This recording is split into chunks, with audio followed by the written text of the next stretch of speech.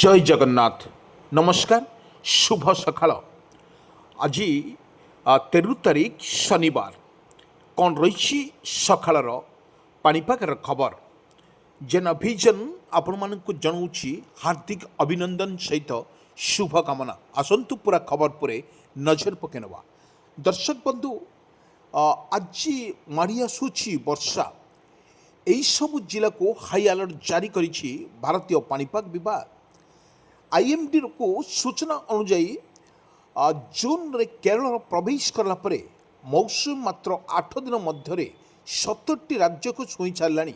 ଏହି ରାଜ୍ୟଗୁଡ଼ିକ ମଧ୍ୟରେ କେରଳ, କର୍ଣ୍ଣାଟକ, ଗୋଆ, ତାମିଲନାଡୁ, ମହାରାଷ୍ଟ୍ର, ଆନ୍ଧ୍ରପ୍ରଦେଶ, ତେଲେଙ୍ଗାନା, ମଣିପୁର, ତ୍ରିପୁରା, ନାଗାଲାଣ୍ଡ, ଅରୁଣାଚଳ ପ୍ରଦେଶ ଏବଂ ସିକିମ୍, ମେଘାଳୟ, ସିକିମ୍ ଏବଂ ପଶ୍ଚିମବଙ୍ଗ, ବିହାର, ଓଡ଼ିଶା ଏବଂ ମହାରାଷ୍ଟ୍ରରେ ସାମିଲ ହୋଇଛି ମୌସୁମୀ ବାୟୁ।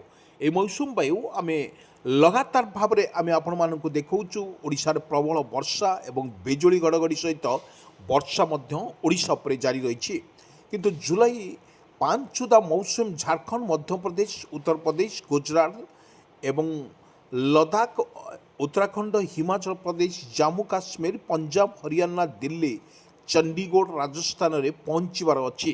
କିନ୍ତୁ ଆମେ ଆପଣମାନଙ୍କୁ କହି ରଖୁଛୁ ସେଭଳି ଭାବରେ ଯେଉଁଭଳି ଭାବରେ ବର୍ଷାକୁ ନେଇ ସତର୍କ ସୂଚନା ମଧ୍ୟ ଜାରି କରିଛି। କିନ୍ତୁ ଆଇଏମ୍ଡି ମୁତାବକ ଆଜି ଯେଉଁଭଳି ରହିଛି 13 ତାରିଖ ରହିଛି, ଆଜିର ଯେଉଁ ସହିଛି ପ୍ରାୟ 70ଟିରୁ ଅଧିକ ରାଜ୍ୟରେ ବର୍ଷା ଏବଂ ସାମୁଦ୍ରିକ ଝଡ଼ ପାଇଁ ୟେଲୋ ୱାର୍ଣ୍ଣିଂ ମଧ୍ୟ ଜାରି କରିଛି ଭାରତୀୟ ପାଣିପାଗ ବିଭାଗ। କିନ୍ତୁ ଆଜି ଦିଲ୍ଲୀ, ମଧ୍ୟପ୍ରଦେଶ, ବିହାର, ପଞ୍ଜାବ, ହରିୟାନା, ଚଣ୍ଡୀଗଡ଼, ରାଜସ୍ଥାନ, ଉତ୍ତରାଖଣ୍ଡ, ହିମାଚଳ ପ୍ରଦେଶ, ଝାଡ଼ଖଣ୍ଡ, ଛତିଶଗଡ଼, ଜାମ୍ମୁ ଆଣ୍ଡ କାଶ୍ମୀର, କେରଳର କର୍ଣ୍ଣାଟକ, ଆନ୍ଧ୍ରପ୍ରଦେଶ, ତେଲେଙ୍ଗାନା, ପଶ୍ଚିମବଙ୍ଗ, ସିକିମ୍, ଅରୁଣାଚଳ ପ୍ରଦେଶ ସମସ୍ତ ଅନେକ ରାଜ୍ୟରେ ଘଣ୍ଟା ପ୍ରତି 60ରୁ 90 କିଲୋମିଟର ବେଗରେ ପବନ ବହିବାର ରହିଛି, ଯାହାଦ୍ୱାରା ଗରମରୁ ଆଶ୍ୱସ୍ତ ମିଳୁଛି। ଦର୍ଶକ ବନ୍ଧୁ, ଆମେ ଆପଣମାନଙ୍କୁ କିଛି ଦୃଶ୍ୟ ମାଧ୍ୟମରେ ସ୍ପଷ୍ଟ କରୁଛୁ। ଓଡ଼ିଶାରେ ଲଗାତାର ଭାବରେ ବର୍ଷା ମଧ୍ୟ ଜାରି ରହିଛି। ଓଡ଼ିଶାରେ କାଳବୈଶାଖୀ ବର୍ଷା ପାଖାପାଖି ଆଜି କମିଯିବ। ତାପରେ ଯେଉଁଭଳି ରହିଛି ମୌସୁମୀ ବର୍ଷାକୁ ନେଇ ଯେଉଁଭଳି ସତର୍କ ସୂଚନା ଜାରି କରିଛି ଆଞ୍ଚଳିକ ପାଣିପାଗ ବିଭାଗ, ତାହା ମଧ୍ୟ ସ୍ପଷ୍ଟ କରିଛି। ଦର୍ଶକ ବନ୍ଧୁ, କିଛି ଭିଜୁଆଲ୍ ମାଧ୍ୟମରେ ଆମେ ସ୍ପଷ୍ଟ ଚିତ୍ର ଦେଖାଉଛୁ। ଯେଉଁଠୁ ଆଜି ଯେଉଁ ରହିଛି 13 ତାରିଖ ରହିଛି ଏବଂ ଶନିବାର ରହିଛି, ଏ ଦୃଶ୍ୟ ଆମେ ଆପଣମାନଙ୍କୁ ଦେଖାଉଛୁ। ବର୍ଷା ଖବରରେ ଦର୍ଶକ ବନ୍ଧୁ, ବର୍ଷା ବର୍ତ୍ତମାନ ଆକାଶ ମେଘାଚ୍ଛନ୍ନ ରହିବା ସହିତ ବିଜୁଳି ଘଡ଼ଘଡ଼ି ସହିତ ବର୍ଷାର ସମ୍ଭାବନା ଅଧିକ ଥିବାରୁ ଭାରତୀୟ ପାଣିପାଗ ତାର ପୂର୍ବାନୁମାନ କରିଛି। ଜାଗାରେ ବର୍ଷା ଏବଂ ବିଜୁଳି ଘଡ଼ଘଡ଼ି ସହିତ ବର୍ଷାର ସମ୍ଭାବନା ଅଧିକ ଥିବାରୁ ପାଖାପାଖି ଆଜି ଯେଉଁଭଳି ରହିଛି ରହିଛି 60ରୁ 90 କିଲୋମିଟର ବେଗରେ ମଧ୍ୟ ପବନ ବହିବାର ସମ୍ଭାବନା ରହିପାରେ।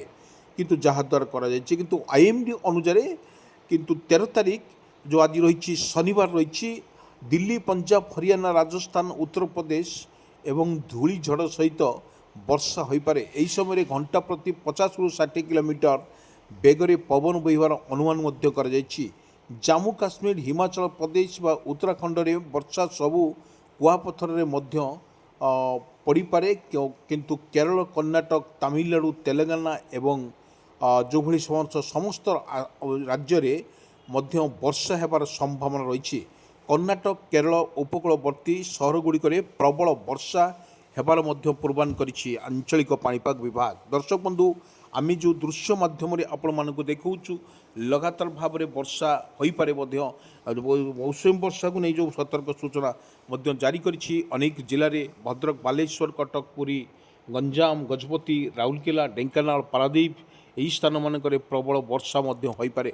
ତାକୁ ନେଇ ମଧ୍ୟ ଆକଳନ କରୁଛି ଭାରତୀୟ ପାଣିପାଗ ବିଭାଗ ଏବଂ ସମସ୍ତଙ୍କୁ ସତର୍କ ସୂଚନା ମଧ୍ୟ ଜାରି କରିଛି। କିନ୍ତୁ ଓଡ଼ିଶାରେ ଅନେକ ଜାଗାରେ ବର୍ଷା ଏବଂ ବିଜୁଳି ଘଡ଼ଘଡ଼ି ସହିତ ବର୍ଷାର ସମ୍ଭାବନା ଥିବାରୁ ଭାରତୀୟ ପାଣିପାଗ ତାର ପୂର୍ବାନୁମାନ କରିଛି। ଦର୍ଶକ ବନ୍ଧୁ, କିଛି ଦୃଶ୍ୟ ମାଧ୍ୟମରେ ଆମେ ସ୍ପଷ୍ଟ ଚିତ୍ର ଦେଖାଉଛୁ। ଓଡ଼ିଶାରେ ଅନେକ ରହିଛି ତା ଗ୍ରୀଷ୍ମ ପ୍ରଭାବ ଯେତେବେଳେ ଓଡ଼ିଶା ଉପରେ ରହିଛି, ତାକୁ ନେଇ ହାଇ ଆଲର୍ଟ ଜାରି କରାଯାଇଥିଲା। ପୁଣି ଏକ ଆଶ୍ୱସ୍ତ ଖବର ଦେଇଛି ପାଣିପାଗ ବିଭାଗ। ତା ପାଖାପାଖି ବର୍ଷା ସହିତ ବିଜୁଳି ଘଡ଼ଘଡ଼ି ସହିତ ବର୍ଷାର ମଧ୍ୟ ସମ୍ଭାବନା ରହିଛି। କିନ୍ତୁ ଆଜି ଯେଉଁ ଦୃଶ୍ୟ ଆମେ ଆପଣମାନଙ୍କୁ ଦେଖାଉଛୁ ଦର୍ଶକ ବନ୍ଧୁ, ଦେଖନ୍ତୁ ପୁରା ମେଘାଚ୍ଛନ୍ନ ରହିଛି। ଆକାଶ ମଧ୍ୟ ମେଘାଚ୍ଛନ୍ନ ରହିବା ସହିତ ତାହା ମଧ୍ୟ ସ୍ପଷ୍ଟ ହୋଇଛି ଆଜି ଯେଉଁଭଳି ରଖାଯାଇଛି। କିନ୍ତୁ ଆଇଏମ୍ଠୁ ସୂଚନା ଅନୁଯାୟୀ ଜୁନ୍ 14 ରବିବାର ଦିନ ଦିଲ୍ଲୀ, ଗଞ୍ଜାମ, ପଞ୍ଜାବ, ହରିୟାଣା, ଉତ୍ତରପ୍ରଦେଶ ଏବଂ ଉତ୍ତରାଖଣ୍ଡ ଝଡ଼ ତୋଫାନ ସହିତ ବର୍ଷା ହୋଇପାରେ। ଉତ୍ତରପ୍ରଦେଶରେ ପଞ୍ଜାବ, ହରିୟାଣା, ଉତ୍ତରାଖଣ୍ଡ, ଜାମ୍ମୁ କାଶ୍ମୀର କେତେକ ଅଞ୍ଚଳରେ ବର୍ଷା ସହିତ କୁଆପଥର ମାଡ଼ ହୋଇପାରେ ସମ୍ଭାବନା ରହିଛି। ବିହାର, ଝାଡ଼ଖଣ୍ଡ ଏବଂ ଓଡ଼ିଶାରେ ତୋଫାନ ପବନ ସହିତ ବର୍ଷା ହୋଇପାରେ। ବିହାରର କେତେକ ପ୍ରାନ୍ତରେ ପ୍ରବଳ ବର୍ଷା ହେବାର ଅନୁମାନ ମଧ୍ୟ କରାଯାଇଛି। କିନ୍ତୁ ମଧ୍ୟପ୍ରଦେଶ ଏବଂ ଛତିଶଗଡ଼ ବର୍ଷା ହୋଇପାରେ ଏବଂ ଯେଉଁ ମଧ୍ୟପ୍ରଦେଶରେ କେତେକ ସ୍ଥାନରେ କୁଆପଥର ମାଡ଼ ମଧ୍ୟ ହୋଇପାରେ।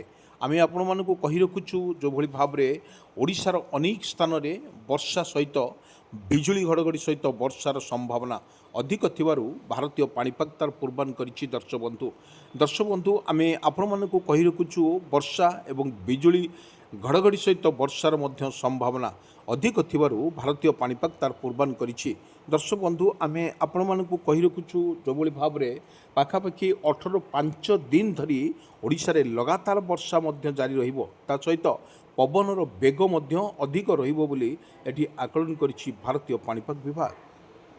ଦର୍ଶକ ବନ୍ଧୁ ଆମେ ଏଭଳି ଏକ ପରିସ୍ଥିତିରେ ଓଡ଼ିଶାର କୋଣ ଅନୁକୋଣରେ ଏକ ଚିତ୍ର ସ୍ପଷ୍ଟ ଆସୁଛି। ବର୍ତ୍ତମାନ ପବନର ବେଗ ମଧ୍ୟ ଅଧିକ ରଖିବ, କାରଣ ମୌସୁମୀ ବର୍ଷା ଯେତେବେଳେ ଓଡ଼ିଶା ଉପରେ ଛୁଇଁ ସାରିଛି, କିନ୍ତୁ ତାହା ପାଖାପାଖି 20ରୁ 25 ତାରିଖ ପର୍ଯ୍ୟନ୍ତ ଇଏ ଲଗାତାର ଭାବରେ ପବନ ଏବଂ ବିଜୁଳି ଘଡ଼ଘଡ଼ି ସହିତ ବର୍ଷାର ସମ୍ଭାବନା ଅଧିକ ଥିବାରୁ ଭାରତୀୟ ପାଣିପାଗ ତାର ପୂର୍ବାନ କରିଛି। ଦର୍ଶକ ବନ୍ଧୁ କିଛି ଦୃଶ୍ୟ ମାଧ୍ୟମରେ ଆମେ ସ୍ପଷ୍ଟ ଚିତ୍ର ଦେଖାଉଛୁ, ଯେଉଁଠି ଭଦ୍ରକ, ବାଲେଶ୍ୱର ଆଉ କେନ୍ଦ୍ରାପଡ଼ାରେ ମଧ୍ୟ ରହିଛି, କିନ୍ତୁ ତାହା ସ୍ପଷ୍ଟ କରିଛି। କିନ୍ତୁ ଆଇଏମ୍ଡି ପକ୍ଷରୁ ଯାହା ସତର୍କ ସୂଚନା ଜାରି କରାଯାଇଛି, ଗୋଟେ ଷ୍ଟ୍ରପ୍ ଲାଇନ୍ ଯେଉଁ ଅଛି ବଙ୍ଗୋପସାଗରରେ ଏକ ଘୂର୍ଣ୍ଣିବଳୟ ସୃଷ୍ଟି ହେବାର ସମ୍ଭାବନା ଅଛି।